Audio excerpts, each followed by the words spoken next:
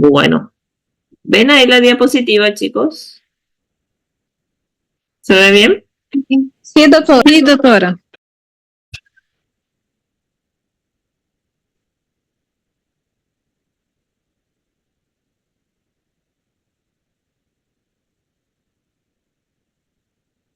Bueno, entonces hoy, ¿qué tenemos ya para nuestra segunda parcial? Gastroenteritis, ¿verdad?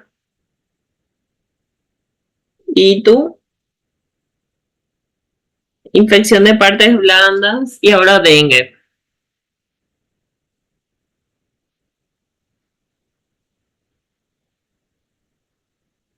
Sí, doctora, tenemos dengue, gastroenteritis, infección cutánea, o sea, celulitis, ¿no? Tejidos blandos y hito. Bueno, está bien. Entonces hoy vamos a entrar un poquito en lo que es arbovirosis y pediatría. Vamos a estar en la época donde tenemos muchos casos, que es la época de verano. Generalmente hasta otoño solemos tener casos de arbovirosis. Siempre hay bastantes casos graves, sobre todo dengue. Tuvimos también una epidemia de chikungunya hace poco, en las que fueron afectados muchos niños, ¿verdad? El año pasado no tuvimos tantos casos de chikungunya, casi ya ningún caso, pero dengue sí, tuvimos bastantes, siempre tenemos bastantes casos. Como ustedes saben, es una enfermedad viral que es causada por el virus Flavivirus, o sea, del género Flavivirus, de la familia Flaviviridae. Son arbovirus que generalmente se transmiten por picaduras de mosquitos, ¿sí? A través del vector que va a ser la Aedes aegypti. Hay 4 serotipos del virus del dengue, 1, 2, 3 y 4. Hoy en día ya hay mucha mutación de esos serotipos. Se comportan ya de forma diferente en los primeros años. Constituye uno de los principales problemas de salud. ¿Por qué les parece que nunca podemos salir del dengue? Siempre tenemos casos de dengue. En Brasil también siempre tienen casos, ¿verdad? Sí. Sí, doctor. ¿Cuál es el problema con este virus? Porque en cada verano tenemos muchos casos de dengue. Porque nunca se acaba com os criadores do mosquito, né, doutora? Sí, Sempre porque, tem a procriação do mosquito. por la falta de limpieza, ¿sí? E No se eliminan los criaderos. Por más que en la familia se elimine, si nuestro vecino no elimina, igual tenemos riesgo de sufrir o desarrollar esta enfermedad. Entonces, tiene que ser una limpieza general de la población, eliminar los criaderos, así únicamente, ¿verdad? Y no sé en el Brasil cómo están con la vacuna. Ustedes tienen vacuna contra el dengue, ¿verdad? Yo sé que en Argentina sí hay, pero en Brasil creo que había también, si mal no recuerdo. ¿No escucharon ustedes? En Argentina sí es liberado ya para todos. não lembro, doutora. Creo que no tenemos. E no Brasil, doutora, tienes muitas áreas endêmicas, né? Muchos casos todavía. Uhum. ¿Y qué tal ustedes Todo con la tempo tem. chikungunya? ¿Fueron muy afectados también? Porque la chikungunya acá fue muy grave para todos los neonatos, para las embarazadas, lactantes, también niños grandes, pero sobre todo neonatos y lactantes fueron muy afectados. Aí también. Aí em Paraguai, sim, doutora, eu tive chikungunya. Muitos de meus companheiros também tiveram chikungunya. Sí, realmente. Bueno, el dengue es una sola enfermedad que tiene un proceso con varias formas de expresión clínica y de evolución poco predecible. Cada paciente es diferente, no todos desarrollan la forma grave de la enfermedad, no todos los casos de dengue se complican, no todos son para internar, pero depende mucho de cada paciente. No se habla de una afectación más en lactantes ni en neonatos, sino cada paciente es muy impredecible. Anteriormente afectaban más a los escolares y adolescentes, ahora ya a cualquier edad, no hay una franja etaria X que se compliquen más. Entonces, ¿cómo es la transmisión de esta enfermedad? Es a través del mosquito. Hay mucha gente que no cree eso. No sé si en Brasil también, pero acá hay mucha gente que no cree que sea que se transmita a través de los mosquitos. Entonces, ¿cómo sería la transmisión, el mecanismo de transmisión de esta enfermedad?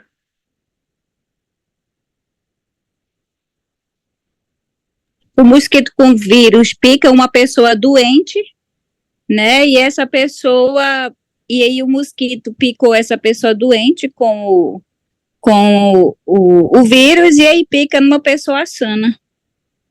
Sí, o sea, se transmite a través de los vectores que son los mosquitos Aedes aegypti.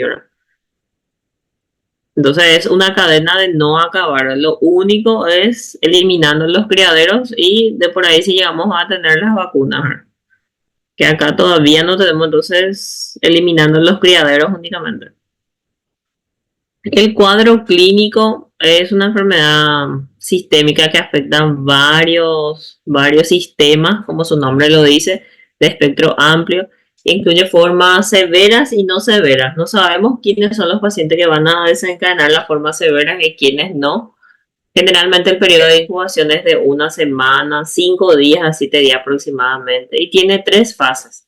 Esta fase es la que tenemos que conocer bien para poder pedir los estudios indicados y poder evaluar el desarrollo de esta enfermedad y predecir si es que va a ser necesario que el paciente ingrese o no, si se va a complicar o no. Entonces son 3 fases: febril, la fase crítica y la fase de recuperación. No todos entran en esta fase crítica. Entonces tenemos la fase febril, como su nombre lo dice. ¿Qué va a pasar en la fase febril?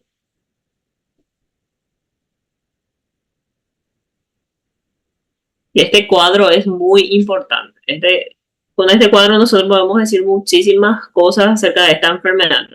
La fase febril, como su nombre lo dice, se caracteriza por fiebre alta y persistente. Esa es la principal característica en el dengue. La fiebre es alta y persistente. Las mamás siempre consultan por fiebre, que es lo que más le alarma siempre a ellas, a los padres, ¿verdad? Entonces eso es algo normal, no es que el paciente está mal, no es que el paciente está grave, sino que forma parte de la virosis, ¿verdad? Entonces de la fiebre no nos vamos a escapar. Algunos desencadenan más pico febril, otros menos, pero todo paciente tiene fiebre y es alta y persistente. A veces llega a 40, generalmente cada 4 horas. Entonces lo que tenemos que indicarle siempre a los padres es manejo de la fiebre, porque van a volver frecuentemente a la urgencia por este motivo. Entonces ahí es donde nosotros tenemos que explicarle que forma parte de la enfermedad, no hay cómo zafar de esta fase, ¿sí?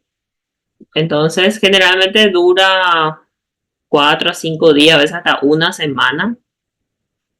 Entonces eso es lo que ocurre, hay mucho dolor, malestar general, dolor de cuerpo, ¿sí?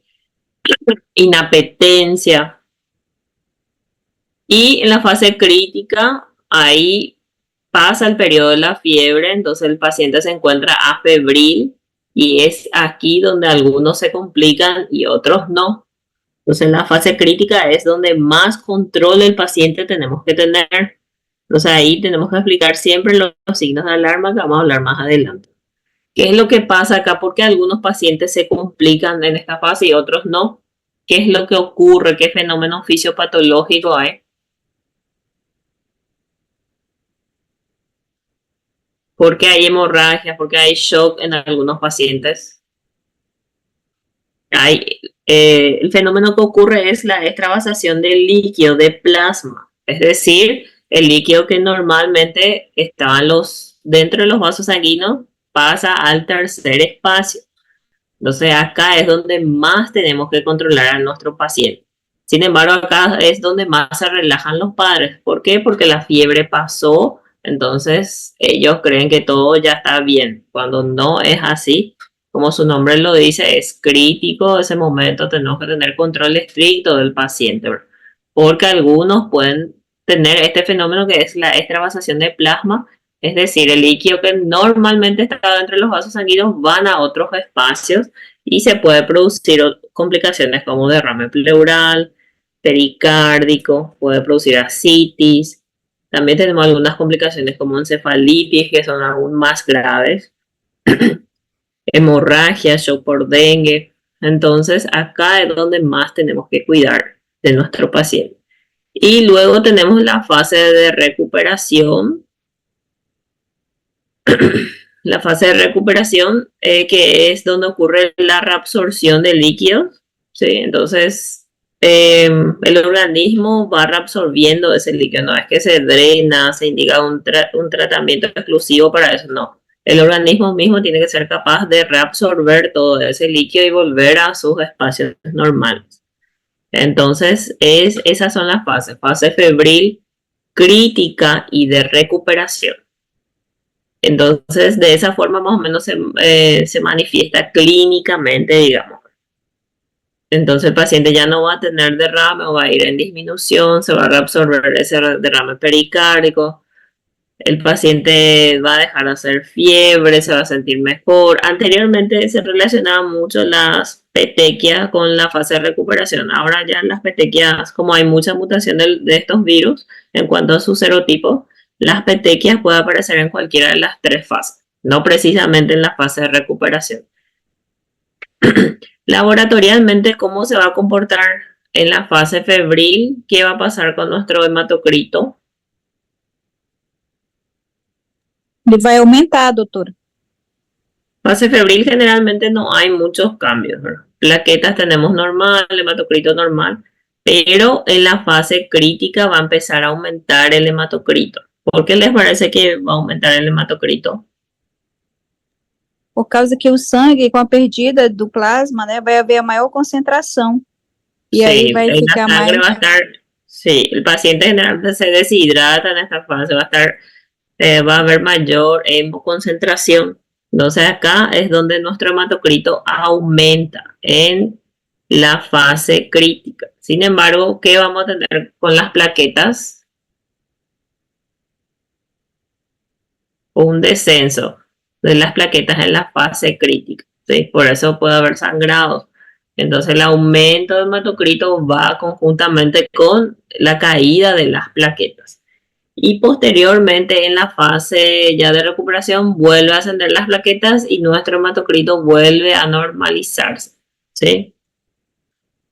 ¿Qué vamos a tener laboratorialmente en cuanto a qué estudios podemos pedir en esos días? En los primeros días, ¿qué podemos pedir?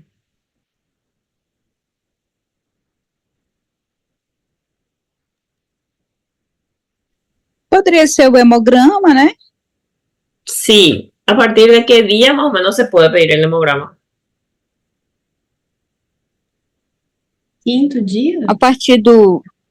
De 48 horas más o menos no se pide de entrada. Porque si De pé de entrada, né? pedimos de entrada no vamos a tener ninguna alteración, no vamos a poder evaluar la evolución de la enfermedad, ¿verdad? Es en vano. Hay gente que pide, pero es en vano porque después vamos a tener que solicitar de vuelta y es como invadirle 2 o 3 veces al niño, es muy incómodo. Entonces no tiene sentido pedir ya en el primer día o segundo día. A partir de las 48 a 72 horas más o menos se solicita el primer estudio, que es el hemograma. ¿Qué otro estudio podemos pedir también dentro de esas 72 horas?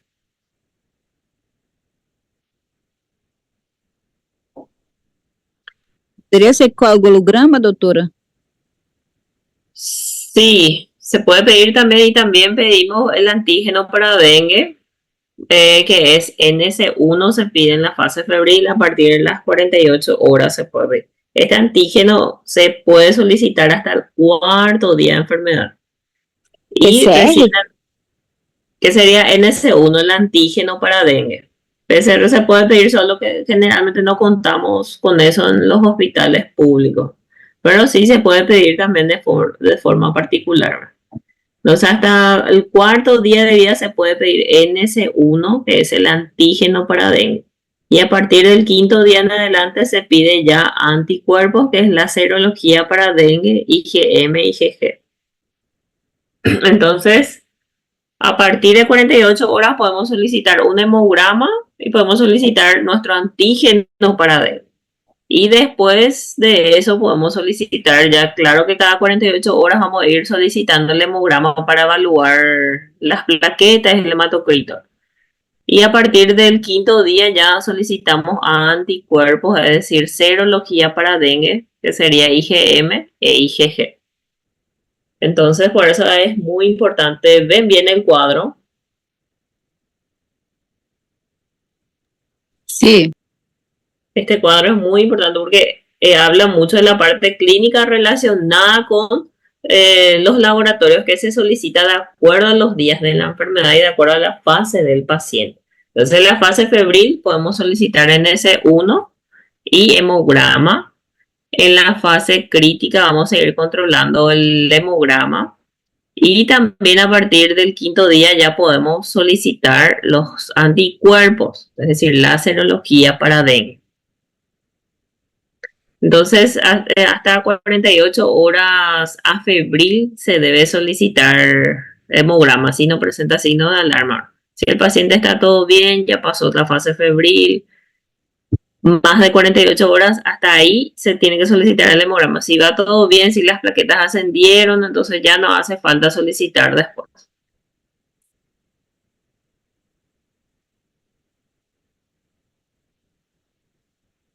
¿Cuáles van a ser los signos de alarma en el dengue? Porque dijimos que la fiebre no es un signo de alarma, forma parte de la enfermedad y sí o sí el paciente va a desarrollar fiebre, fiebre alta y persistente, ¿sí? Entonces tenemos que enseñar siempre a los padres el manejo de la fiebre y volver ante los signos de alarma. ¿En qué caso la mamá o el papá debe acudir de vuelta a la urgencia?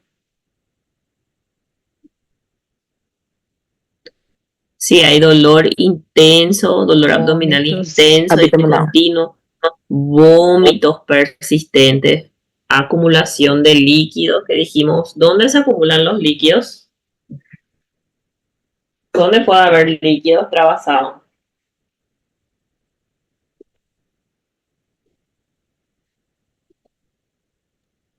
Abdômen, pulmão. Sí, puede ser derrame pericárdico, pleural, ascitis, ¿sí? Entonces, cuando hay acumulación clínica de líquidos, de fluidos, eso es un signo de alarma. El paciente se tiene que internar. Sangrado de mucosa, sí o sí. Por más mínimo que sea el sangrado, igual es criterio de internación, es un signo de alarma cuando el paciente obviamente está letárgico, está irritable. Cuando hay hepatomegalia mayor a 2 centímetros, laboratorio muy alterado con aumento del hematocrito, con caída rápida de plaquetas, también es un signo de alarma y el paciente tiene que estar hospitalizado, ¿sí? Entonces, esos signos de alarma son los que tenemos que enseñar a los familiares a reconocer. La fiebre, vuelvo a repetir, no es un signo de alarma. ¿Por qué insisto con esto? Porque el paciente va a tener fiebre, sí o sí. Y eso le alarma mucho a los padres. Entonces nosotros tenemos que explicar siempre que forma parte de la enfermedad y que lo que realmente deben cuidar es cuando cesa la fiebre, que es donde pueden aparecer estos signos de alarma. Y explicar cuáles son los signos de alarma, ¿sí? Entonces, dengue probable aquel que viajó o vive en área endémica con fiebre y dos de los siguientes síntomas, náuseas, vómitos, esos son los síntomas más frecuentes. Rash cutáneo, dolor de cuerpo, dolores musculares, petequias, leucopenia. ¿A qué denominamos escape severo de plasma? Dijimos que es la fuga capilar que se asocia con varios síntomas: shock por dengue, acumulación de líquido, distrés respiratorio, sangrado severo, daño severo en los órganos, aquí el hepatograma que está muy alterado, cuando el niño tiene alteración del sensorio, cuando está hipotenso, entonces shock por dengue. Por eso es importante saber reconocer los signos de alarma porque se asocian, estos signos de alarma están muy asociados con el escape severo de fluidos, es decir, con el fenómeno que se llama fuga capilar. ¿Qué tipo de shock es el que ocurre por dengue? Ya no decimos dengue hemorrágico, decimos shock por dengue. ¿Y qué tipo de shock es el que ocurre en el dengue? En una gastroenteritis, ¿qué tipo de shock puede Hipovolêmico, ocurrir? doutora. Hipovolêmico. Sí, en una hemorragia severa, Hemorrágico. es un shock hipovolémico también. Y en el dengue, ¿qué tipo de shock se produce? Shock distributivo. Hemorrágico. Distributivos. Shock distributivo porque hay por el fenómeno de fuga capilar, es decir, se distribuyen mal los líquidos. Por eso es shock distributivo. Entonces el líquido va a espacios donde normalmente no tenía que estar. No es shock hipovolémico, es shock distributivo. Entonces el cuadro clínico ya dijimos, lo más característico de la fase febril es la fiebre alta persistente. El niño generalmente no quiere alimentarse, puede vomitar, puede haber dolor abdominal leve a intenso también, dolor de cabeza, dolor muscular, retroocular también, que es muy característico. Hay un malestar general. El niño normalmente en esta fase se ve decaído, desganado. Dura generalmente 2 a 7 días, dependiendo de cada paciente. Y es seguido por un periodo de mejoría que puede evolucionar hasta la recuperación completa del paciente o, es decir, puede complicarse o evolucionar hasta la forma grave. También puede aparecer en esta fase el exantema pruriginoso. Y entonces en la fase febril lo que podemos pedir es el hemograma. Lo único que vamos a ver en el hemograma es una leve leucopenia. Y puede haber trombocitopenia leve, pero a partir de las 48 horas más o menos. Por eso insisto, no hace falta pedir hemograma en el primer día de enfermedad. Por eso es muy importante contabilizar los días de enfermedad, ¿sí? Puede haber una elevación discreta de las enzimas hepáticas. Solamente eso vamos a ver en nuestra fase febril a nivel laboratorial. ¿Con qué patologías podemos hacer diagnóstico diferencial? Síndrome febril. Es un libro más o menos en pediatría. ¿Qué puede ser? ¿Qué es lo más común? Influenza, chikungunya, sarampión. Sí, chikungunya que ya tuvimos, pero igual puede ser que aparezcan otros casos nuevos. Influenza también, la fiebre alta, persistente, ¿sí? Puede ser una meningitis, muchísimas cosas. Faringomielitis, gastroenteritis. Más con influenza siempre se confunde por la característica de la fiebre, porque en la influenza también tenemos fiebre alta y persistente, y también hay dolor, malestar general, ¿sí? También tuvimos casos de pacientes con influenza y dengue al mismo tiempo. Y puede aparecer acá el exantema, que es pruriginoso, dijimos. Realmente este exantema se caracterizaba antes por aparecer en la fase de recuperación. Hoy en día ya aparece antes por la mutación de los virus. Entonces cambió mucho eso. No, no esperemos que el exantema aparezca recién en la fase de reabsorción de líquidos. Puede aparecer mucho antes.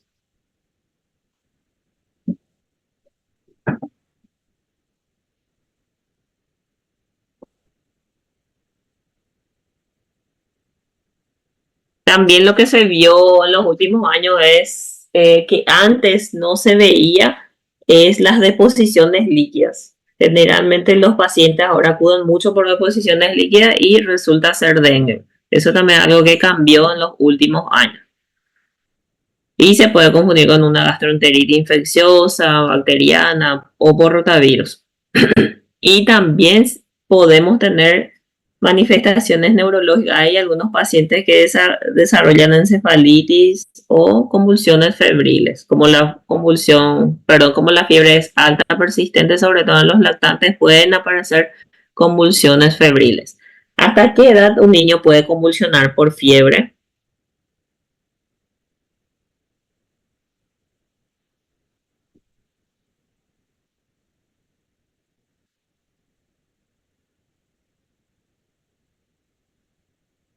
Uns 10 anos, doutora? Não? ¿Cuánto? 10 anos? No. ¿Quién da menos? Creo que 2 años, ¿verdad? 2 a 3 años. Não, já vi crianças com 5 anos tendo. 5? Hasta 5 años. Hasta 5 años. Lo más frecuente hasta los 2 años, pero sí puede convulsionar hasta 5 años. Entonces, si viene a la urgencia un paciente con fiebre alta con 7 años, ya no es prácticamente, no es tan urgente porque ya no hay riesgo de convulsión, ¿verdad? El riesgo de la fiebre es la convulsión, sobre todo en los lactantes, pero sí hasta los 5 años se puede dar convulsión por fiebre. Si convulsiona ya un niño mayor a 5 años, tenemos que pensar en otras causas, neurológicas, infecciosas, pero difícilmente sea por fiebre. En la fase crítica, ¿qué podemos tener? Dijimos que no todos los pacientes entran en esta fase, pero los que hacen es por la fuga capilar. Entonces, generalmente se caracteriza por dolor abdominal, vómitos persistentes, sangrado, dificultad para respirar en algunos casos. Y ahí podemos confundir con muchas cosas. Un cuadro apendicitis, abdomen agudo quirúrgico, gastroenteritis, perforación de vísceras, cetoacidosis diabética, dolor abdominal en pediatría puede simular muchísimos cuadros. Y si no tratamos en forma puede evolucionar a shock por dengue. La fase crítica entre el tercer y el sexto día es aquí la fiebre, donde la fiebre ya disminuye o el paciente directamente ya no tiene fiebre. Es acá donde los padres se tranquilizan, pero nosotros los médicos tenemos que tener más ojo con el paciente. Fisiopatológicamente ese fenómeno se produce por el fenómeno de la fuga capilar. Es decir, el plasma va a otros espacios y generalmente ese periodo puede durar, depende de cada paciente, pero 24 a 48 horas generalmente. Entonces es acá donde aparecen los signos de alarma. Por eso es muy importante enseñar a los padres los signos de alarma. Dolor abdominal intenso y sostenido, porque el paciente va a tener dolor de todo el cuerpo. Entonces hay que explicar que si el dolor es intenso y sostenido, ahí es donde tienen que acudir a la urgencia nuevamente. Vómitos persistentes, sangrado de mucosas por más mínimo que sea, es criterio de internación, es un signo de alarma. Petequias, quimos y hematomas también son signos de alarma.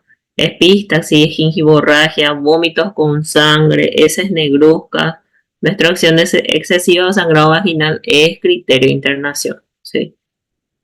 Puede ser que el adolescente o la niña esté con su regla, pero nosotros, si el paciente está con dengue, tenemos que exagerar y dejarle internada igual, ¿verdad? Mejor pecar por exceso que pasar de largo una hemorragia. También la presencia de líquido, como dijimos, ascitis, derrame pleural, cambio de fiebre, hipotermia, cambio del estado mental, sobre todo en los casos de encefalitis, que tuvimos muchos casos, letargia, intranquilidad, convulsiones, también puede ser dolor precordial, aumento de órganos como hepatomegalia, esplenomegalia, laboratorio también, aumento del hematocrito con descenso brusco de las plaquetas, y si tenemos líquido en la pared vesicular en una ecografía abdominal o ascitis también es criterio de internación.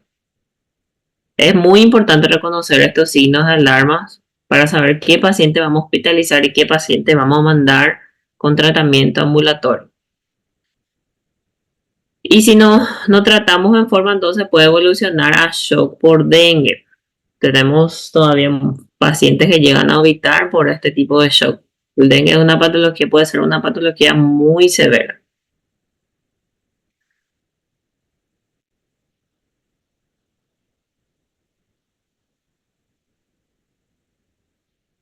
Cuando nuestro pulso está débil o cuando el paciente está hipotenso, cuando hay convulsión, compromiso del estado general, es porque nuestro paciente se está chocando, ¿no? Puede ser taquicardia, luego pulsos débiles, periodos de irritabilidad con somnolencia, llenado lento, signos de mala perfusión, oliguria. Entonces, es aquí cuando nuestro paciente está entrando en el estado de shock y ahí es cuando más rápido tenemos que actuar. Si tenemos acumulación de líquido con distrés, es decir, por ejemplo, derrame pleural, por supuesto, el paciente va a estar polimnéico, con dificultad para respirar, puede presentar tirajes, desaturación, algún sangrado importante. Puede ser que el paciente esté con encefalitis, miocarditis, hepatitis, entonces ahí es donde probablemente se esté presentando un caso grave de dengue. Después tenemos nuestra fase de efervescencia, que es cuando para o cesa la fiebre, que es el periodo de recuperación porque se reabsorben de forma gradual los líquidos. Es decir, el organismo tiene que ser capaz de reabsorber todo ese líquido que se produjo por el fenómeno de extravasación. Por ejemplo, en un derrame pleural no es que vamos a colocar un tubo de drenaje, no. Como es algo viral, tenemos que esperar que ese periodo pase para que se puedan reabsorber los líquidos. Generalmente el paciente se siente mejor, hay una mejoría del estado general, mejora la diuresis, la hemodinamia. Puede igual aparecer un exantema, el hematocrito tiende a estabilizarse, es decir, va a disminuir. Recuento del leucocito comienza a aumentar porque inicialmente se acuerdan que teníamos leucopenia, entonces en esta fase vuelve a normalizarse y por último lo que se normaliza son las plaquetas.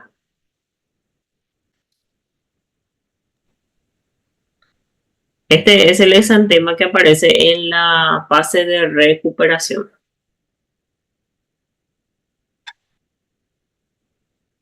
No todos los pacientes presentan este tipo de exantema, no todos, solo algunos.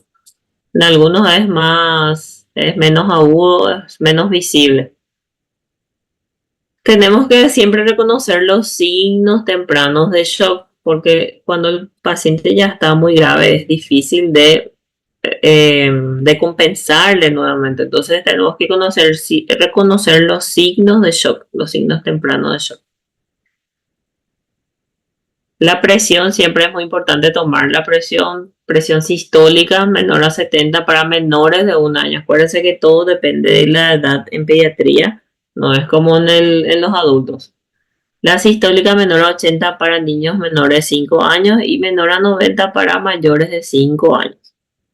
La presión de pulso inferior a 10 milímetros de mercurio, cuando el niño está pálido, está cianótico, puede estar taquicárdico, taquimneico, con hipotermia, oliguria, cuando está con acidosis metabólica en nuestra gasometría, cuando tiene signos de mala perfusión, piel fría, moteada, húmeda, y siempre es muy importante el estado mental. Cuando está letárgico, cuando está irritable o puede incluso llegar a hacer un síndrome convulsivo, entonces son signos de que el paciente se está chocando por dengue. No todos los pacientes dijimos que vamos a internar, solamente aquellos que tengan signos de alarma o shock por dengue, por supuesto, y aparte los pacientes que tengan alguna comorbilidad, como las embarazadas, edades extremas de la vida, menores de 1 año y mayores a 65 años, aquellos pacientes obesos, ellos son los que más siempre se complican, con diabetes, los desnutridos que de por sí son bombas de tiempo, aquellos pacientes que tengan algún tratamiento con corticoides, con anticoagulantes y por supuesto en pediatría siempre hablamos del riesgo social, aquellos que viven lejos, que tienen difícil acceso a un centro hospitalario, aquellos cuyos padres no inspiran confianza, entonces deben estar hospitalizados porque va a ser imposible controlar la evolución de la enfermedad. Doutora, ¿Qué laboratorio tenemos que...? ¿Sí? doutora, você tem uma criança com uma plaquetopenia leve, Eu não tenho critério de internamento, então, mas eu tenho que hidratar essa criança. Si es que, si es lactante. Tá com plaqueta levemente, um descenso leve de plaquetas. Eu vou ter que hidratar essa criança, né? Não tem como mandar para casa, certo?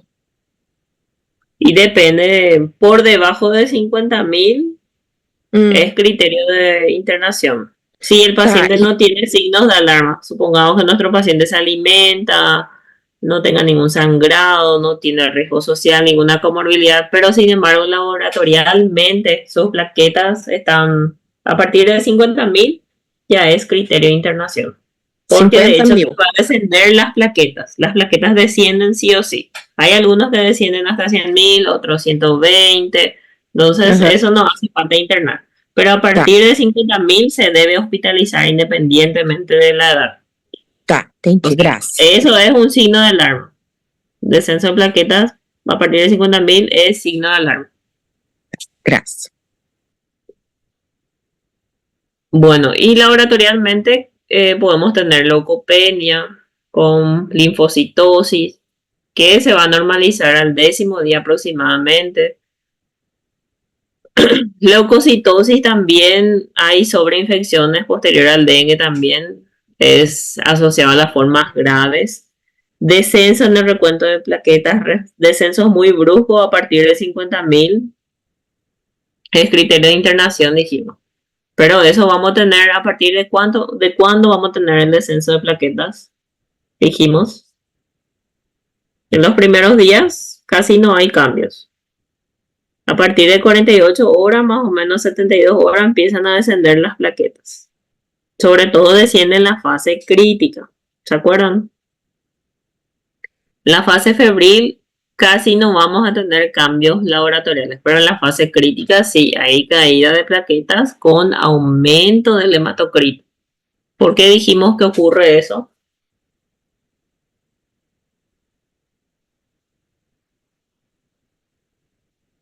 La vasación, doctora, de líquidos. Porque nuestro paciente en esta etapa es donde se deshidrata, ¿verdad? La extravasación de los líquidos, doctora. Sí, hay una hemoconcentración, entonces acá hay caída de plaquetas y aumento de hematocrito, es al revés. Presten bien atención porque yo siempre pregunto eso porque es muy importante que ustedes sepan. Siempre es importante preguntar los días de enfermedad del paciente y de acuerdo a eso asociar clínicamente y laboratorialmente. Hay veces que tenemos pacientes que tienen buen estado general, que mirando así decimos que no vamos a internar, pero laboratorialmente mal, tenemos caída de plaquetas, aumento de hematocrito, entonces no siempre coincide la clínica con el laboratorio. Hay veces que sí, otras veces que no. Entonces el hematocrito aumentado por signo de hemoconcentración, entonces lo ideal es controlar cada 24 o 48 horas.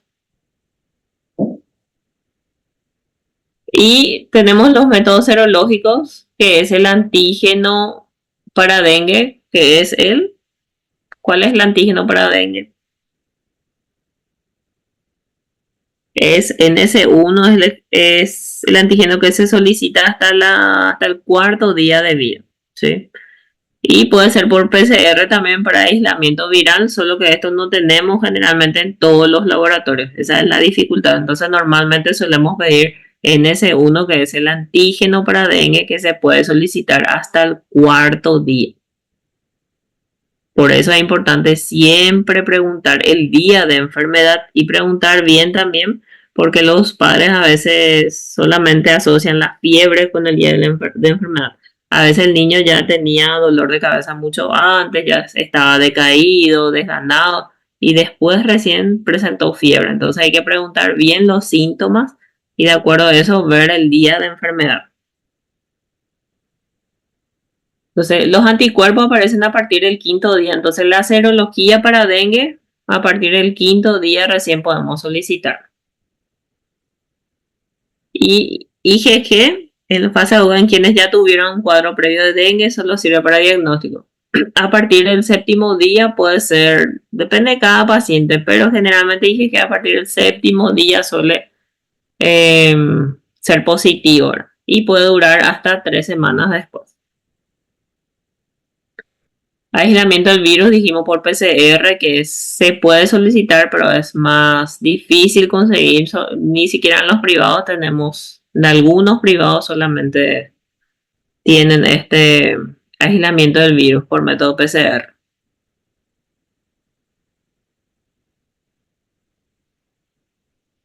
Entonces, antígeno en ese 1 hasta el 4.º día. A partir del 5.º día ya va a ser serología, es lo que tenemos que solicitar. Y como les dije, fiebre en pediatría es todo un libro, puede simular muchas patologías, meningitis, paludismo, influenza, escarlatina, depende mucho de la clínica, por eso es siempre importante examinarle bien al paciente.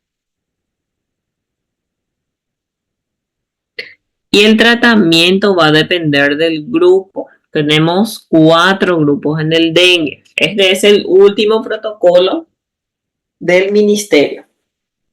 Tenemos grupo A, B, P1 y grupo C. Entonces, grupo A, dengue sin signos de alarma. Entonces, es grupo A. El manejo generalmente en este grupo es en la casa y solamente es medidas generales y manejo de la fiebre. Enseñarle a los padres a manejar la fiebre. Paracetamol podemos usar de 10 a 15 miligramos kilopeso dosis. Lo ideal es no pasar cada 6 horas porque el paciente va a tener, antes de las 6 horas va a tener fiebre. Entonces ahí tenemos que enseñar la importancia de los medios físicos, es decir, baño tibio 20 a 30 minutos para bajar la temperatura, no un baño de limpieza. Generalmente no usamos AINES como ácido acetil salicílico ni ibuprofeno, líquidos vía oral, control médico cada 24 horas hasta 48 horas de ceder la fiebre. Es decir, si mi paciente hoy fue su último pico febril, hasta pasado mañana tengo que controlar laboratorialmente y clínicamente. Y enseñar siempre los signos de alarma, no quedarse en la casa si el paciente presenta signos de alarma. ¿Cuáles dijimos que son los signos de alarma? Dolor abdominal, Eso yo vómitos voy a preguntar, chicos, que persistentes, sepan bien.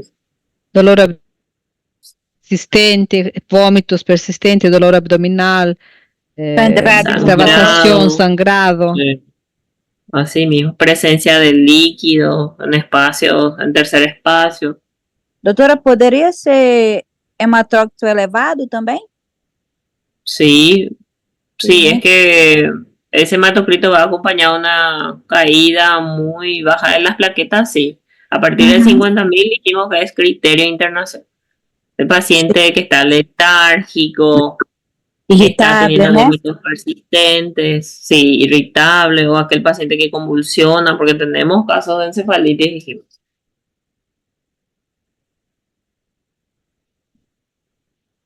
El grupo B1, entonces, son los pacientes con dengue con alguna comorbilidad, pero sin signos de alarma. ¿Qué puede ser comorbilidad? Desnutridos. ¿Qué más? Cardiópatas, obesos, con diabetes. Entonces, esos son pacientes que tienen alguna patología de base. Entonces, a estos pacientes tenemos que internarle para observación.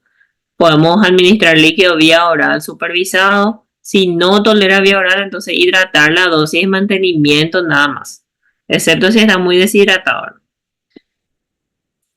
Si presenta sangrado como pistas y considerar taponamiento, reevaluar según evolución clínica. Si se detectan signos de alarma, entonces pasa al grupo B2. Entonces se le deja en observación al paciente. Grupo B2, dengue con signos de alarma, que puede ser cualquiera de los signos de alarma que dijimos. Entonces el paciente de preferencia tiene que estar en un hospital regional o de referencia, ¿sí? Entonces tenemos que estabilizarle a nuestro paciente, va a estar internado sí o sí, estabilizarle, oxigenarle si presenta signos tempranos de shock. Líquidos endovenosos, puede ser Ringer o solución salina isotónica. Se hace generalmente una carga de 10.000 ml kilopeso en 1 hora. Es decir, si mi paciente pesa 10 kilos, le hago una expansión de 100. Si mi paciente pesa 12 kilos, le hago 120. Si mi paciente pesa 8 kilos, le hago 80 ml de suero de Ringer o suero fisiológico en 1 hora y se reevalúa. Si el paciente con esa carguita se estabilizó, entonces podemos usar mezcla, suero glucosado o seguir con solución salina y hacemos este esquema: 7 ml kilopeso para los menores de 15 y 5 ml kilopeso para los mayores de 15 por 2 horas. Se hace como microexpansión. Entonces, una carita de 10 ml para 1 hora y se reevalúa si mi paciente mejora, si ya no tiene dolor abdominal, ya no está vomitando, ya no tiene sangrado. Entonces ahí paso al siguiente esquema, que es 7 ml por hora y 5 ml por hora dependiendo del peso. Eso vamos a hacer por 2 horas. Y luego pasamos a 5 ml kilopeso en los menores de 15 y 3 ml kilopeso en los mayores de 15 kilos por 2 horas. Es decir, acá tenemos 1 hora, 2 horas, 5 horas vamos a ir haciendo microexpansiones y vamos a ir reduciendo gradualmente. ¿Comprenden esa parte? 10 ml kilopeso en 1 hora y luego hacemos 7 ml por 2 horas y 5 ml kilopeso por 2 horas en los pacientes que pesan menor a 15 kilos. En los pacientes que pesan mayor a 15 kilos hacemos 10 ml kilopeso en 1 hora, 5 ml kilopeso en 2 horas, después hacemos 3 ml kilopeso en 2 horas. En total 5 horas de microexpansión. Entonces ahí tenemos que sacar otra vez otra muestra sanguínea para evaluar nuestro hematocrito a las 2 horas de haber iniciado nuestro esquema de microexpansiones. Si mi hematocrito está igual o está en descenso, entonces le pasamos a hidratación de mantenimiento, le hacemos mezcla ya con dextrosa y electrolitos. Es decir, mi paciente mejoró. Sin embargo, si mi hematocrito ascendió, es decir, mi paciente no mejoró, sigue deshidratado, sigue con dolor abdominal, sigue con vómitos, con algún tipo de sangrado, entonces le hacemos una nueva carga con suero fisiológico a 10 ml kilopeso. Por supuesto, mi paciente tiene que estar controlado, monitoreado estrictamente, signos vitales cada 15 a 30 minutos, balance estricto y diuresis ahora. Si tenemos hemorragia moderada con hemoglobina y hematocrito estables, igual podemos mandar soluciones cristaloides. Si aparecen signos de shock, entonces pasar al grupo C. Entonces este grupo B2 es el grupo de los pacientes que presentan algún signo de alarma, ya sea vómitos, plaquetopenia por debajo de 50.000, presencia de líquido en cavidades. Entonces acá lo que hacemos es un esquema de microexpansiones y reevaluamos después las 2 horas si mi paciente mejoró o no. Entonces todo depende del peso del paciente, por eso en el dengue el manejo del líquido es con pinza, porque ellos se sobrecargan fácilmente, porque ya están de por sí, están deshidratados, pero a la vez a veces edematizados con exceso de líquidos, porque esos líquidos están en espacios donde normalmente no tenía que haber líquido. Entonces es con pinza el manejo de los líquidos. Pero por supuesto no podemos dejar de hidratarle al paciente, solo que tenemos que hacer un balance estricto, a horario sobre todo.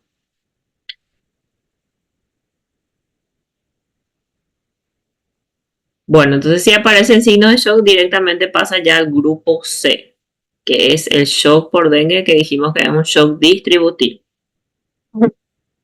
El grupo B2, acá tenemos que pedir todos los laboratorios, hemoglobina, hematocrito al ingreso y luego controlar después las 2 horas del esquema de microexpansiones y luego ya cuando se estabiliza cada 6 a 12 horas.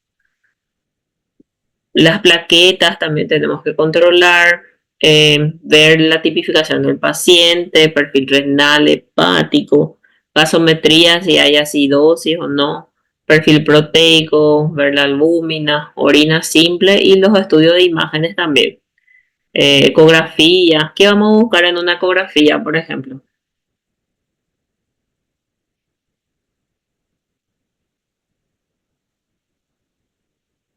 derrame, doutora?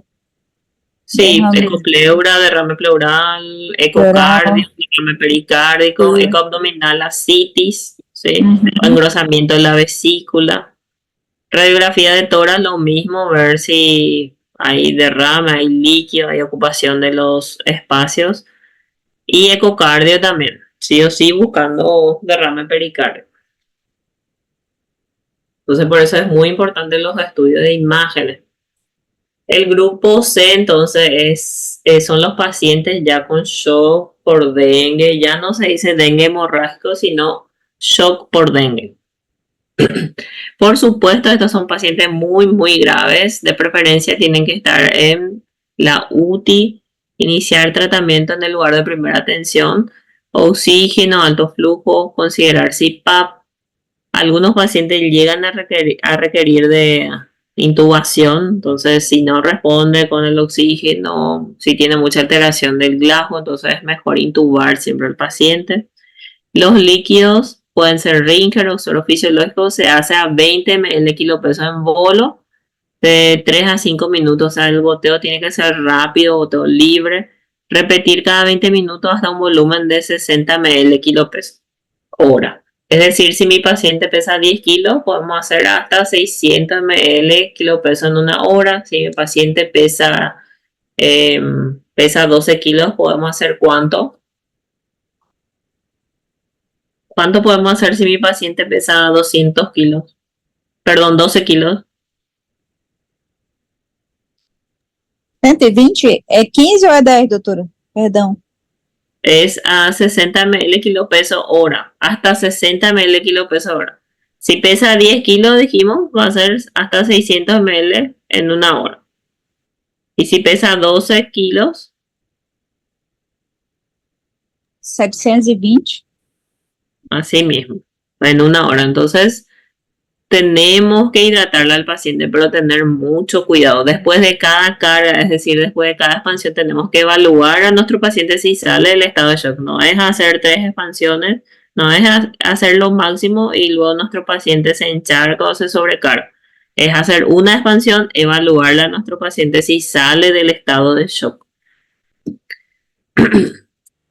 Bueno, entonces, si nuestro paciente después no se estabiliza a pesar de los 3 bolos o 3 expansiones, entonces ya tenemos que ver si no está en la terapia, ver para trasladarle en un lugar donde tenga terapia intensiva, considerar una vía central, inicio de inotrópicos.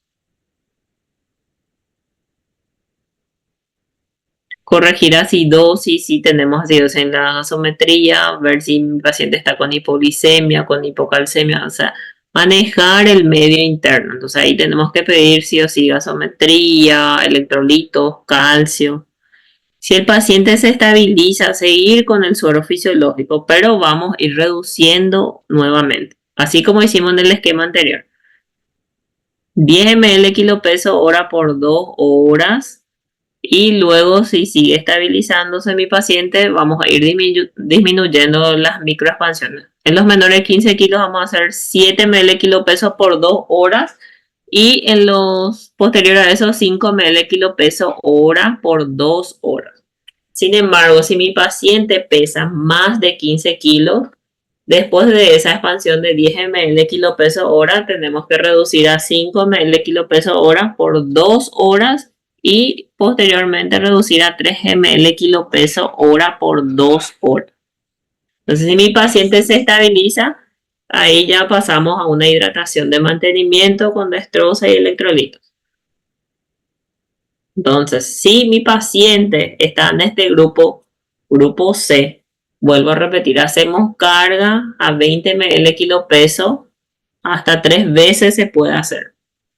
Si mi paciente se estabiliza, entonces paso después a 10 ml kilo peso por 2 horas y posteriormente, según el peso, 7 y 5 ml kilo peso hora en los menores de 15 kilos y 5 ml kilo peso hora y posteriormente 3 ml kilo peso hora en los mayores de 15 kilos. Cada esquema va a ser por 2 horas. O sea, es control estricto de los líquidos, es expandirle, pero ir controlando con cada expansión cómo va evolucionando nuestro paciente.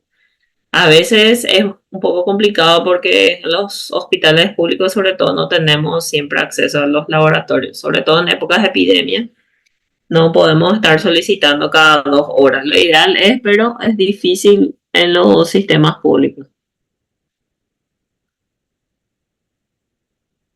Entonces, si nuestro shock persiste a pesar de eso, si nuestro hematocrito sigue ascendiendo, entonces tenemos que considerar ya otras, ya no hacemos expansiones, podemos considerar transfusiones, inicio inotrópico, dopamina, dobutamina, incluso noradrenalina. Entonces, estos son pacientes de manejo ya para la terapia intensiva y tenemos que considerar la intubación también. En hemorragias graves con caída del hematocrito y hemoglobina hay que hacer transfusión de glóbulos rojos. La transfusión no se utiliza de entrada en el shock por dengue, pero si nuestro paciente no está evolucionando bien con nuestras cargas de expansiones, ahí sí tenemos que considerar. Si persiste nuestro sangrado a pesar de la transfusión de glóbulos rojos, ahí transfundir plaquetas. No se hace transfusión de plaquetas de entrada también. Primero glóbulos rojos y si no mejora con eso, plaquetas.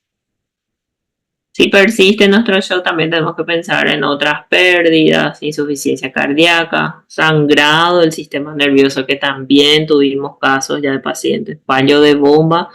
De hecho, tenemos que, si nuestro shock es resistente ya a los fluidos, iniciar con algún inotrópico.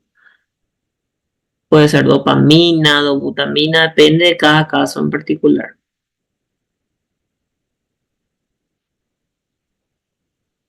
Generalmente esas alteraciones hematológicas ocurre por trombocitopenia y trastorno de la coagulación y alguna vasculopatía que se produce por la virosis, ¿no? Por el virus del dengue. Siempre es importante pedir por eso crisis sanguínea también. De hecho, si mi paciente está ya con signos de alarma, tenemos que pedir todos los estudios, hemograma, perfil renal, hepático, crisis, tipificación por si necesita alguna transfusión y los estudios de imagen.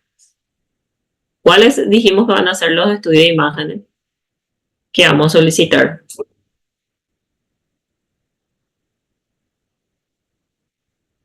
Si mi paciente está grave, si está chocado, ¿qué estudio de imágenes tengo que pedir?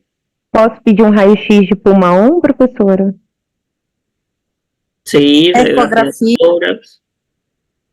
ecografía, ¿sí? Incluso si hay sospecha de sangrado a nivel del sistema nervioso, ¿qué vamos a pedir?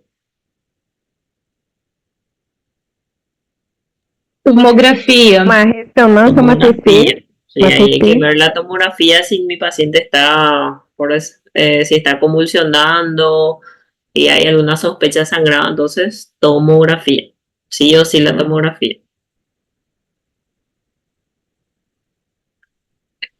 Entonces la transfusión generalmente no es de entrada en el shock. Primero hacemos con los fluidos, con Ringer o suero fisiológico.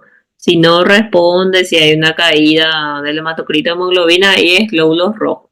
Si a pesar de eso mi paciente sigue sangrando, empeorando, ahí transfundimos plaquetas y por último se hace transfusión de plasma fresco. Entonces, no se transfunde de entrada en el shock por dentro.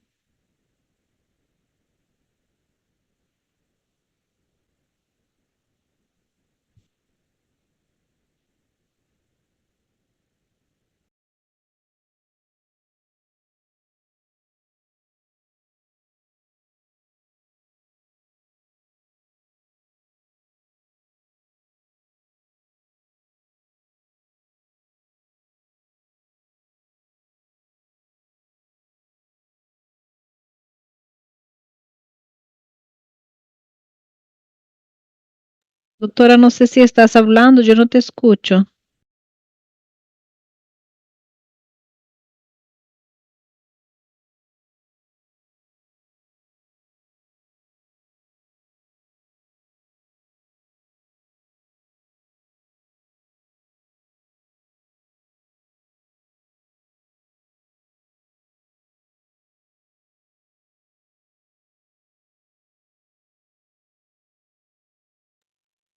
¿Me escuchan ahí? Ahí sí. Sí, ahora sí, doctora. No, entonces la transfusión de plaquetas en el grupo A y B, por supuesto, no está indicado. Grupo C, si hay plaquetopenia por debajo de 20.000 con algún sangrado, ahí sí se considera transfusión.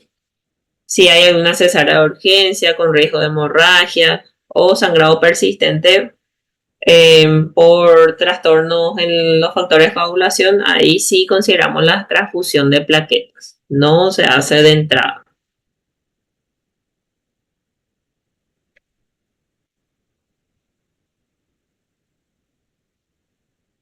Y el plasma fresco en el grupo A y B tampoco. Grupo C solamente si tenemos TP y TTPA y fibrinógeno alterado. Ahí podemos considerar transfusión de plasma fresco en el show por dengue.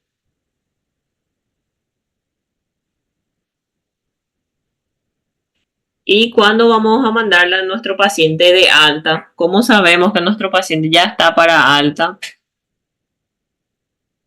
Ausencia de fiebre por 48 horas, Sí, buen estado general, mejoría del estado clínico, cuando comienza a comer, si está orinando bien, si no tiene sí, dificultad respiratoria, si aumenta las plaquetas y así. así mismo. Entonces, si nuestro paciente ya está estable, tenemos que esperar, si estaba haciendo fiebre, hasta 48 horas a febril debemos esperar la mejoría del estado clínico, como mejor apetito, cuando no tiene más sangrado, cuando ya no vomita más, cuando está orinando bien, ¿sí? Aquel paciente que tuvo derrame pleural, ya, si ya no tiene dificultad para respirar, cuando las plaquetas van en aumento, quiere decir que la fase ya crítica está pasando, entonces ya estamos en la fase de recuperación, entonces puede ir a la casa.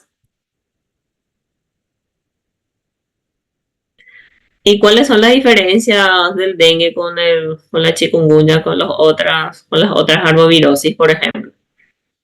¿Qué les parece a ustedes? ¿Cómo es la chikungunya? Se cronifica más, ¿verdad? En el dengue no tenemos esa cronicidad que tenemos con la chikungunya. E é dolor nas articulações, né, doutora? Sí, sí. Dengue es más cefalea, dolor retroocular. Chikungunya es más dolor en las articulaciones. Sí. E as petequias? Y petequias, en chikungunya teníamos más lesiones, en los niños menos lesiones descamativas, como quemaduras, algunas veces ampollosas, y en el dengue más exantemas, más petequias. Entonces, esa es la diferencia, sobre todo en los pacientes pediátricos. Nosotros tuvimos muchos casos de lesiones ampollosas, incluso Tipo, en algunos los hacían niños, doctora, celulitis, en los niños la dengue sería necrosaban como tejido. salpullido. ¿Cómo? En el dengue, en los niños sería como un salpullido. Sí, así mismo, parecido el salpullido. Y Zika tenemos que, sobre todo, se complican más cuando se desencadenan las embarazadas. ¿Qué es lo que produce? La Hidrocefalia, microcefalia en el feto. microcefalia. Esa es la complicación más grave, digamos.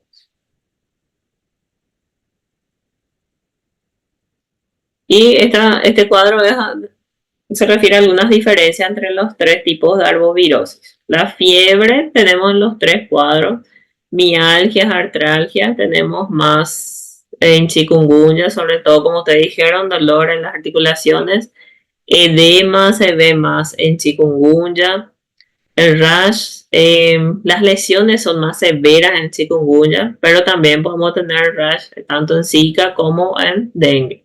Dolor retroorbital es más en el dengue, conjuntivitis tenemos más en Zika, alteración de los ganglios tenemos más en dengue y chikungunya, hepatomegalia más en la chikungunya y leucopenia y trombocitopenia más en dengue. En la chikungunya nosotros no teníamos tantas alteraciones laboratoriales, pero sí el paciente se veía en su mayoría muy grave, pero laboratorialmente no hay muchas alteraciones y hemorragias más en el dengue.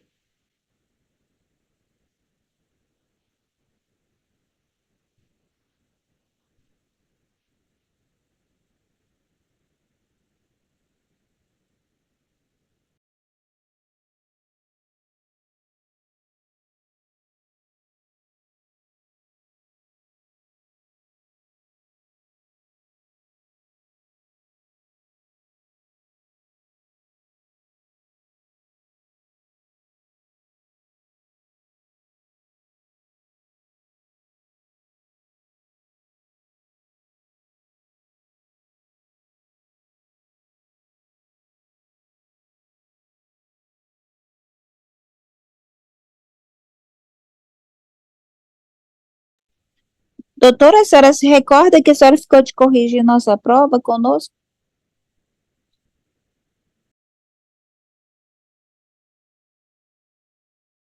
Parece que não tá mais a doutora. Será que saiu? Será que caiu a internet dela? Ah, agora voltou. ¿Me escuchan, chicos? Agora sim, doutora. Doutora, a senhora se recorda que a senhora ficou de corrigir nossa prova conosco? Sí, sí, sí recuerdo.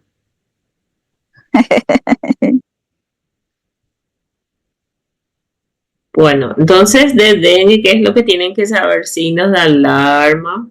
¿Cuáles son los signos de alarma? Dijeron. Dolor abdominal, vómitos persistentes, extravasación de líquidos, puede ser derrame pleural y otras cosas. Sí, ¿qué más? Pericardio, sangramento em las mucosas. Y por más mínimo que sea, dijimos que es signo de alarma, ¿sí? Así, ¿Cómo? así. Sí, fascitis, convulsiones, alteración de la conciencia. Los hematocritos altos con descenso de plaquetas. Plaquetas, ¿a partir de cuánto dijimos que es criterio de internación? 50.000 más bajo. Sí,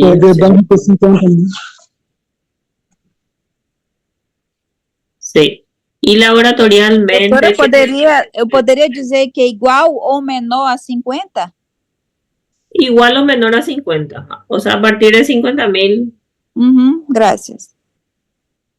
En cuanto al laboratorio, ¿qué vamos a pedir en la fase febril, por ejemplo?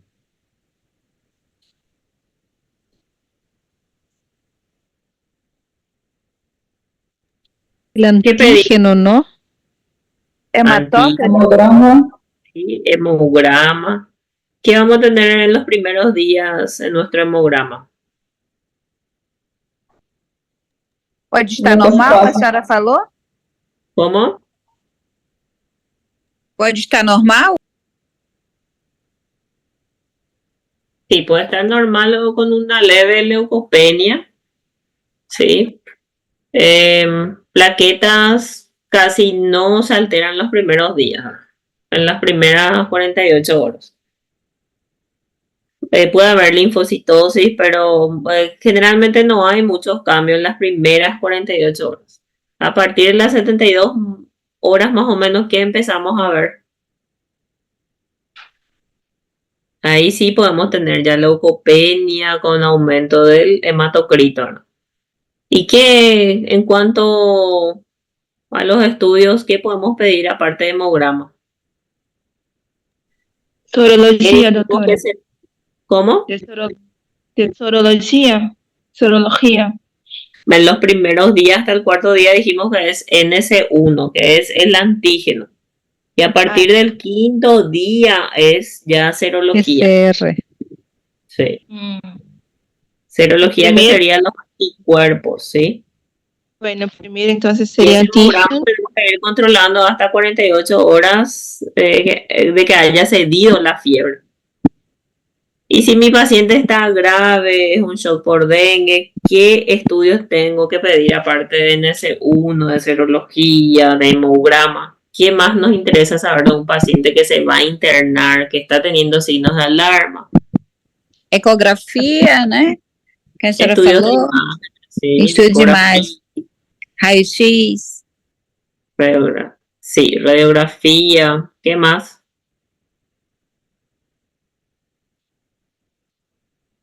Ecografía. Sí, y en cuanto al laboratorio,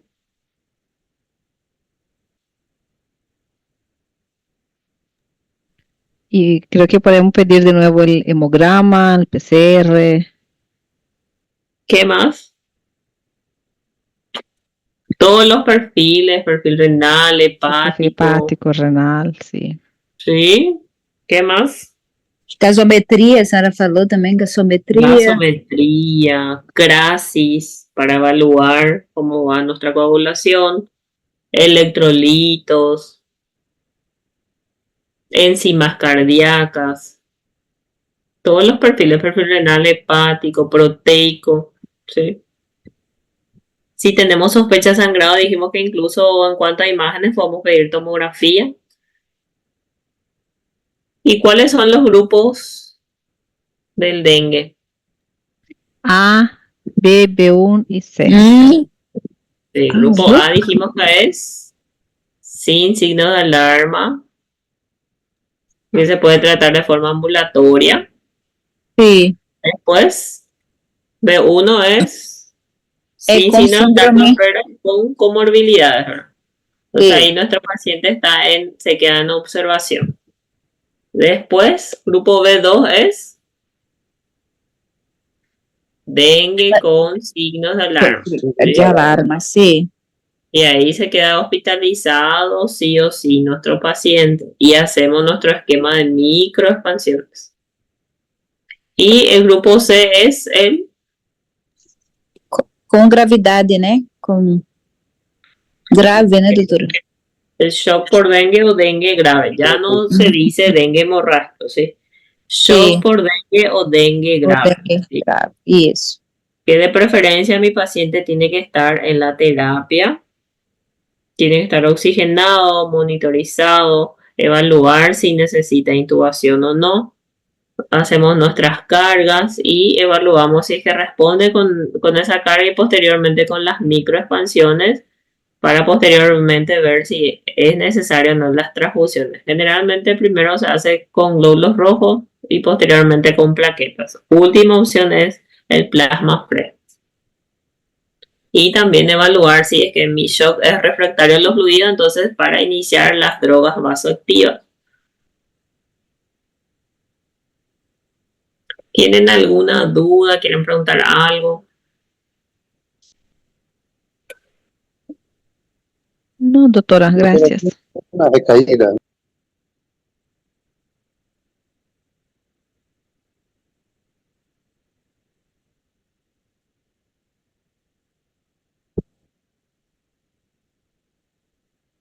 Doctora, Fala mais alto, Euclides. Sí. doctora, cuando el paciente tiene una recaída, Cuando el paciente tiene que, es cuando no sigue el tratamiento derecho. sí, puede tener recaídas, puede haber, acuérdense que posterior a un cuadro viral el paciente queda inmunodeprimido, es susceptible a cualquier tipo de infección. Por ejemplo, si tenía derrame pleural, no se está reabsorbiendo ese líquido, entonces se puede sobreinfectar, puede requerir antibióticos, puede hacer una meningitis, o sea, el paciente queda inmunodeprimido por mucho tiempo, entonces tiene que tomar todos los recaudos, reposar el tiempo suficiente y reforzar el aporte del líquido sobre todo. Sí, y si el paciente for etílico, ahí vuelve a beber. Si el paciente ¿qué? Etílico, ahí no cumple el tratamiento. Y Ahí un puede paciente que tiene que estar hospitalizado sí o sí, porque eso también forma parte de los grupos de riesgo, ¿verdad? Y de por sí tiene alguna alteración hepática, entonces eso empeora, la virosis empeora las enzimas hepáticas, altera más, entonces tiene que estar hospitalizado por un buen tiempo, hidratado, monitorizado y tiene más riesgo, por supuesto, de desarrollar la forma grave de la enfermedad.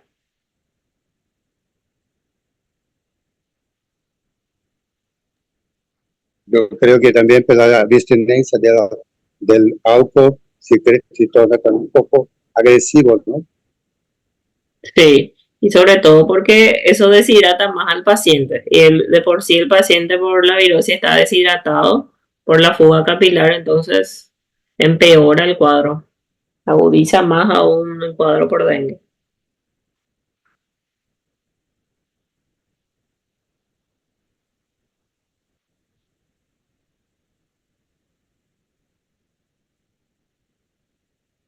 ¿Alguien quiere preguntar algo más? Entonces estudien bien todos los criterios de internación, que es los signos de alarma, los grupos, los estudios que se pide, la clínica y relacionada al laboratorio también. Yo les voy a preguntar, ¿sí? Los estudios que se piden de acuerdo a los días de enfermedad. Vean bien el cuadrito que les mostré, ¿sí?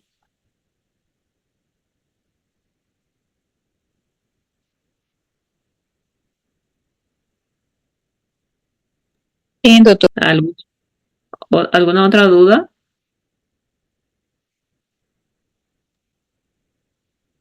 Sobre dengue, creio que não. Bueno, entonces ahora vamos a ver el examen.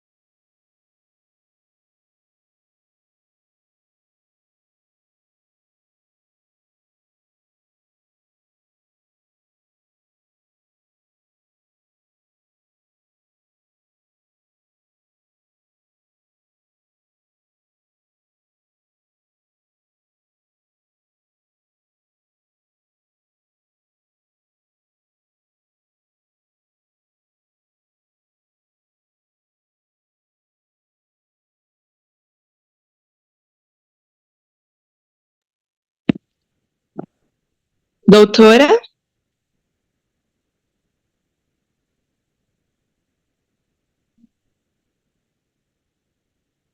Ela foi ver a prova para corrigir. Ah, ela foi ver a prova? Ou ela caiu mesmo?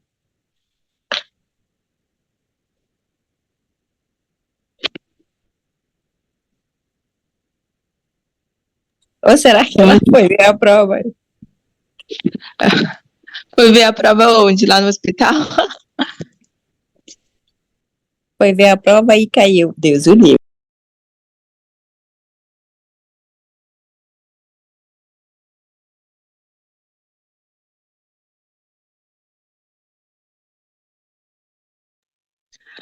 Vamos aguardar. Acho que ela deu um perdido mesmo. Nossa, e essa prova dela foi bem longa, né? Precisava correção. Sim, por isso que eu dei uma solicitada, né? Porque senão, porque pode constar na prova final, né? Aí pra gente tirar as dúvidas, né? Já para deixar, porque na prova final vai constar. E a prova final tá bem aqui logo. Ai, meu Deus.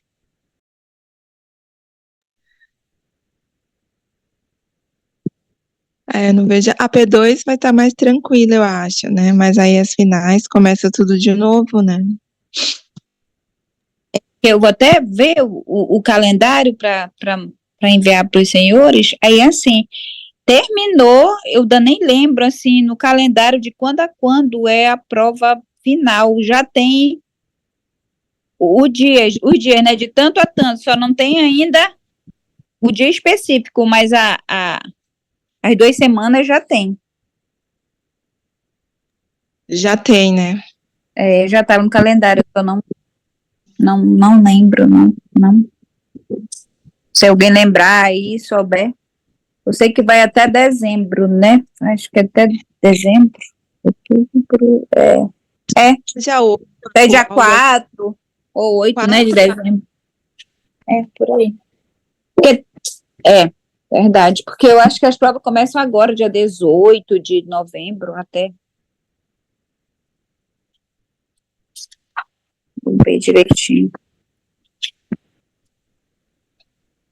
Se começar dia 18, vai até dia 29, mais ou menos. Aí a P1 começa, eu acho que é do dia 2 até o dia 13. Aí, vamos ver. Até o dia 13? Se for 2 semanas de prova, né? 13 de dezembro? Não é? Porque, ó, se começar dia 21, as provas vai até dia 31. Aqui no calendário tá 18,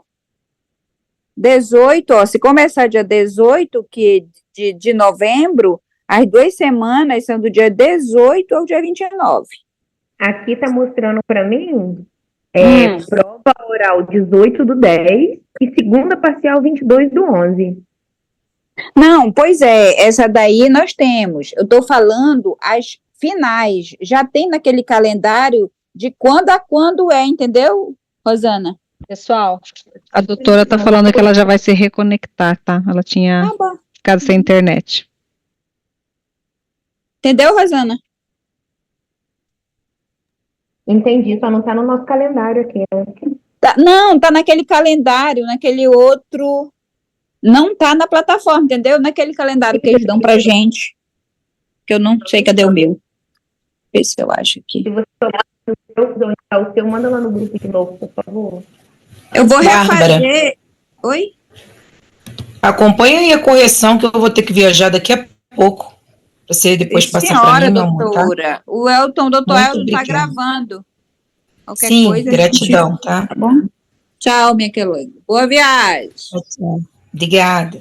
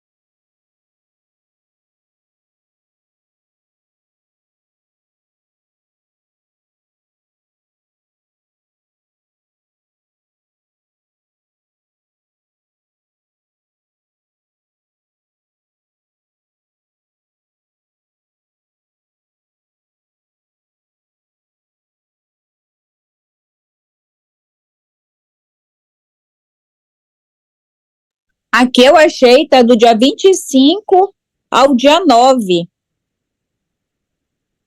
o exame final, entendeu? Ah, Tanto, 19, sim. tanto o recuperatório quanto o exame ordinário final. Agora, eu não sei se vai ter mudança, se teve mudança, né? Ainda tem que ver. Mas eu vou mandar. Bárbara, onde você viu isso? Naquele calendáriozinho que mandam quando a gente, logo no início. Eu vou mandar para vocês aqui, que eu achei aqui, tá bom? Tá, obrigada. Tô procurando o meu aqui, também não tô achando. É para se organizar, né, com essas datas.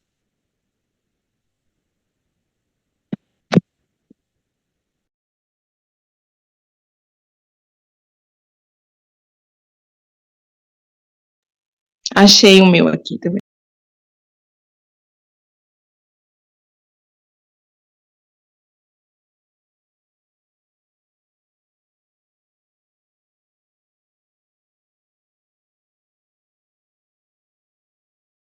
Mandei no de resumos e no de prática.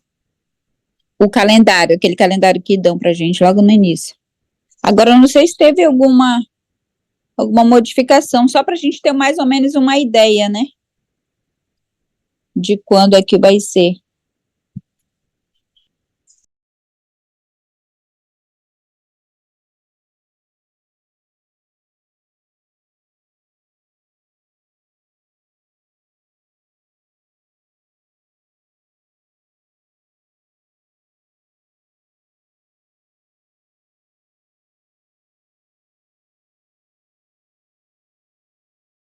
Porque aqui o parcial 2 tá, ó, de 11 a 22 de novembro.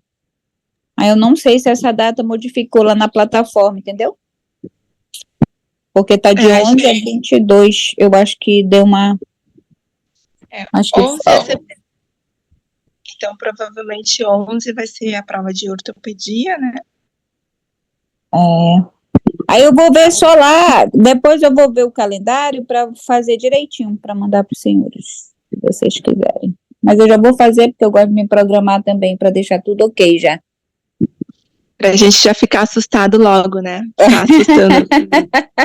Não, porque tem colega, por exemplo, que tem que trocar no trabalho, né, para fazer os plantões, aí para quem está trabalhando é mais difícil, né, e já deixa se organizar, tenta se organizar pelo menos. Aí nessa... Você tá trabalhando? Você tá dando... Eu tô online. Eu tô trabalhando online, eu tô na minha cidade, mas eu tô trabalhando online. Aí sim, hein? Tá em Parintins. Tô em Parintins, aí eu faço trabalho online. Porque eles acham que eu tô, entendeu? Mano, porque se eu for trabalhar, eu não estudo. Então, minha prioridade é estudar. Aí eu tô... Entendeu? Você sabe, né? O pessoal, coitadinho, o pessoal que tá trabalhando é o maior corre-corre. E aí... E aí, eu, por exemplo, aí eu saí do hospital e fui para a Secretaria de Saúde. Aí o horário de trabalho lá é de 7 da manhã a 1 da tarde, direto. 6 horas, né? Tem que cumprir 6 horas. Como eu sou do estado, aí eu negociei lá com a minha chefa e eu digo que eu estou estudando bem. Eu digo, eu só não vou à tarde porque não tem. Aí, quando é dia de terça, e segunda eu vou lá, entendeu? Ver o que tem para pegar, para fazer. Ah, sim, sim.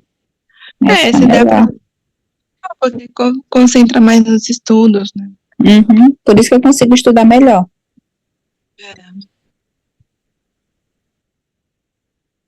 Mas o rendimento...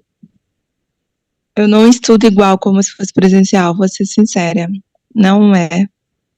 Eu consigo, acho que eu tô até mais. Eu consigo ler o livro, né, ter tempo. Por mais que tenha mãe, marido, filho, esse negócio ali.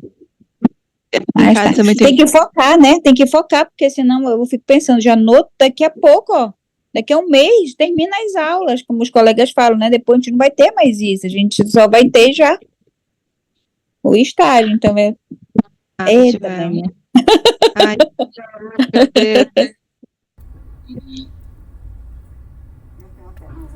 E o estágio começa em abril ou março? Gente. Março ou abril?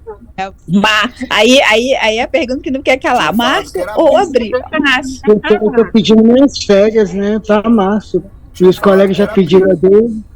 Vai chocando. Gente. Pede logo aquela de 3 meses. É julho que vai começar o estágio. Ei, gente, peraí, deixa eu contar uma coisa pra vocês. Conta. A minha esposa tá grávida. Parabéns! Ai, meu Deus! Tô falando pra vocês. Ela acabou de chegar do hospital, ela foi fazer exame lá. Vai ter que parar de estudar. Parabéns, papai. Agora tem que formar logo. Legal, né, gente? Que da hora isso. Esse menino é inteligente, hein? Foi mal atrapalhar. Ele é o pai médico já, maninho. Esse menino não é fácil. O moleque esperou até eu chegar no último mês pra me formar. Mas eu acho que ele nasce em maio, porque ela já tá de 2 meses. Então o moleque ainda vai ter um pai estudante. Ou menina, não sei, né, o que vai ser. Na verdade, eu nem sei se chega a nascer, né? Mas eu tô torcendo pra que nasça. Valeu, gente? Só que... Nossa senhora! Vamos orar. Valeu, só queria dividir com vocês, porque eu tenho vocês como minha família. Então eu acabei de contar pros meus pais, aí eu vim contar pra vocês já na sequência. Vocês vão ser tio. Depois Legal, se a menina ou menina for levar um presente para o seu filho ou sua filha.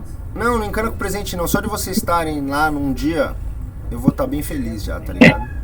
Não encana com presente não. Mais do que a amizade de vocês, eu não posso pedir. É o melhor presente que eu podia ter na vida já. Muito obrigado, viu, gente? E desculpa incomodar aí, eu só queria dividir com vocês isso aí, porque é muita felicidade.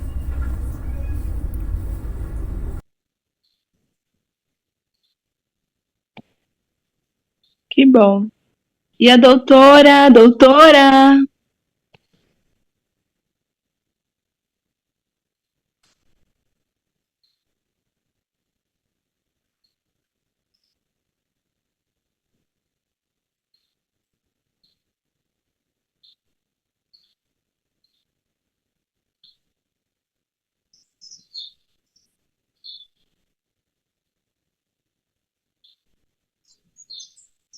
Olha ela, Alessandra. Oi? Oi.